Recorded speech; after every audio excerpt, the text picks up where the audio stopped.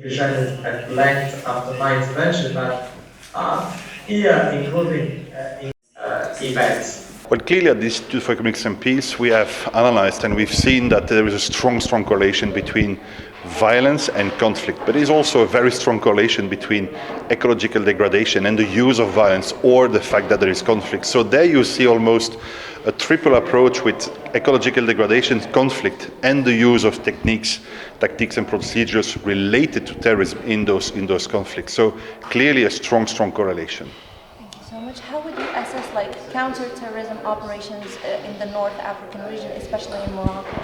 Well, what we have seen from Morocco, for example, is that from the very beginning, when we were really facing this threat, not only in the region, but also in Europe and globally, we have seen a strong effort by Morocco to understand the root cause of terrorism and to address it, root cause of radicalization, the use of violent extremism.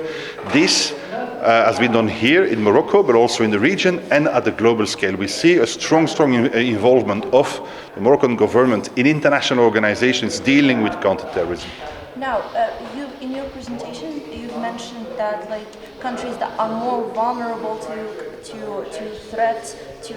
terrorism attacks are the ones that spend the most money on counterterrorism efforts. Don't you feel that money is better spent elsewhere? Well, clearly, when you are faced with violence, you need to address it. And we see that the countries that are engaged in conflict or are facing extreme violence spend on average 40% of their GDP countering that violence. Of course, from an Institute for Economics and Peace perspective, you would like to see countries invest way less into violence. But when we are faced with a problem, we need to address it. What we need to understand is that the country, when it invests 40% of the GDP on only one item, well, that's the only priority. You cannot invest really like you would like to do. You need to set priorities. You cannot invest in other chapters of your budget, basically in other chapters of your society. And that's really the problem, because when you look at terrorism, basically it can be considered as a consequence of many different causes.